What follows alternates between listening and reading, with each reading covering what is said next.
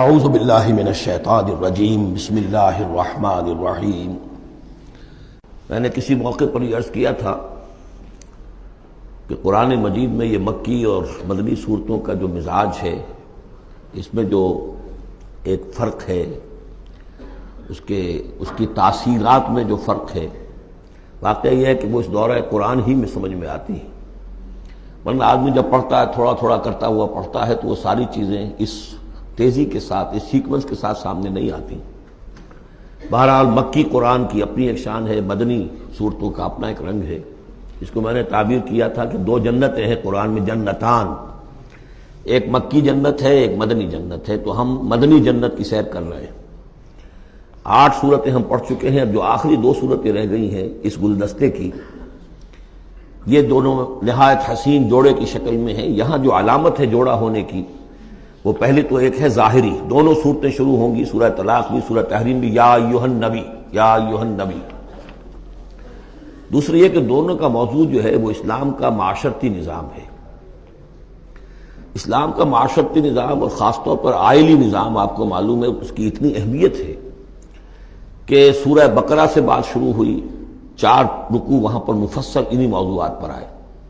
پھر سورہ نساء میں مفصل بحثیں آئیں، پھر یہ کہ سورہ نور میں، سورہ احزاب میں، پھر مجادلہ میں ہم نے دیکھا کہ ایک مسئلہ آ گیا زہار کا، اور اب یہاں پر 2 صورتیں مکمل آ رہی ہیں اس 10 صورتوں کے مجموعے میں بھی۔ تو اس سے اندازہ ہونا چاہیے کہ اس آئلی قوانین کا اور معاشرتی جو ویلیوز ہیں اسلام کی، ان کی کتنی اہمیت ہے اللہ تعالیٰ کے نزدیک۔ ان میں جو 2 جوڑے کے جو یہ 2 فرد ہیں، تو گھریلو زندگی میں 2 امکانی صورتیں پیدا ہوتی ہیں۔ ایک تو معتدل تو یہ ہے کہ جو اللہ کے حقوق ہیں ان کو فائق رکھا جائے، اس کے نیچے جو اللہ نے حق شوہر پر بیوی کا رکھا ہے وہ بیوی ادا کرے، جو بیوی پر شوہر کا حق ہے، جو فرض ہے وہ شوہر جو ادا کرے۔ تو یہ فرائض اور حقوق کا ایک توازن ہے جو اللہ تعالیٰ نے قائم کیا ہے۔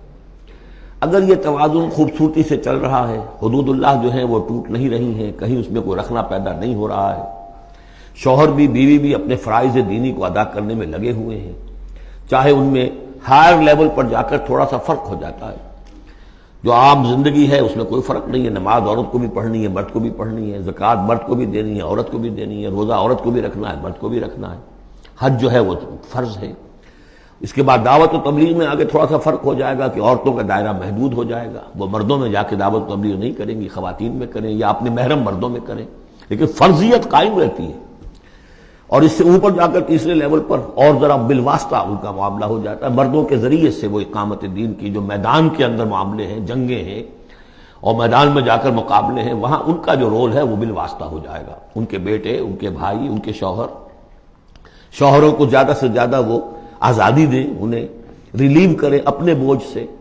اولاد کی پرورش کا بھی سارا بوجھ اپنے اوپر لے لیں، شوہر کا حصہ جو ہے وہ بھی خود ادا کریں تاکہ شوہر یکسو ہو کر اپنا زیادہ سے زیادہ وقت جو ہے اقامت دین کی جد و جہد میں لگا سکے۔ تو یہ تو ہے نارمل جو چاہیے۔ اب اب نارملٹی یا ادھر ہوگی یا ادھر ہوگی، ایک طرف کو ہوئی، فرض کیجئے لیفٹ کی طرف ہو گئی، اس کی معنی کیا ہے کہ مزاج نہیں مل رہا، ہر وقت کی چک چک ہے، خامخواہ جو ہے گھر جو ہے اس کے اندر اختلاف ہی اختلاف ہے، ہر وقت کی لڑائی چل رہی ہے، تو اس سے بہتر ہے طلاق ہو جائے۔ وہ ہے طلاق، سورہ طلاق، کہ خامخواہ اس قسم کے مسئلوں میں، لیکن یہ کہ طلاق جو آخری شکل ہے اس کے کچھ حدود ہیں، قیود ہیں، ضوابط ہیں، قواعد ہیں، قوانین ہیں، ان کی پوری پابندی ہو۔ جیسا کہ سورہ نساء میں ہم دیکھ چکے ہیں کہ اگر وہ علیحدہ ہو جائیں تو اللہ دونوں کو غنی کر دے گا، اس کو بھی اور اس کو بھی، اس کے لیے بھی کوئی بہتر، شوہر کے لیے بہتر کوئی بیوی عطا کر دے گا اور اس بیوی کو کوئی شوہر بہتر عطا کر دے گا۔ ایک دوسری انتہا یہ ہوتی ہے کہ شوہر اپنی بیویوں کی اتنی دلجوئی کرے، اتنی ان کی جو ہے پیمپرنگ جس کو کہتے ہیں کرے، کہ اس میں حدود اللہ بھی ختم ہو جائیں، شریعت کے تقاضے بھی ختم ہو جائیں، شریعت کے احکام بھی کہیں جو ہے پامال ہو جائیں۔ سب سے بڑھ کر یہ کہ جو اپنے فرائض ہیں، دعوت و اقامت دین کی جد و جہد کو ان کو وہ ادا نہ کر سکے، تو اہل و عیال کا اتنا لحاظ، یہ غلط ہے۔ تو 2 انتہاؤں کو یہاں پر لیا گیا ہے۔ پہلی انتہا میں بھی بات کی گئی حضور سے، دوسری میں بھی، اگرچہ پہلے کا سوال حضور کے لیے ہے ہی نہیں، حضور نے نہ کوئی طلاق دی، نہ آپ کو طلاق دینے کی اجازت تھی، اس لیے کہ آپ کی ازواج مطہرات جو ہیں وہ تو امت کے لیے ماؤں کی حیثیت سے ہیں، اور سورہ احزاب میں ہم پڑھ چکے ہیں کہ وہ کسی اور سے بعد میں نکاح نہیں کر سکتی تھی، تو طلاق دینے کا سوال نہیں، اسی لیے آپ کو 4 کی جو وہ حد ہے، لمٹ ہے، اس سے بھی آگے بڑھ کر مزید نکاح کرنے کی اجازت دی گئی تھی۔ بہرحال یہ رب دیکھ لیجئے گا۔ اب آکے ہم چلتے ہیں، وقت کی کمی کے پیش نظر زیادہ تمہید میں وقت نہیں لینا چاہتا۔ ان صورتوں پر میرے بڑے مفصل دروس موجود ہیں، وہ آپ دیکھ سکتے ہیں۔ صدق اللہ العظیم۔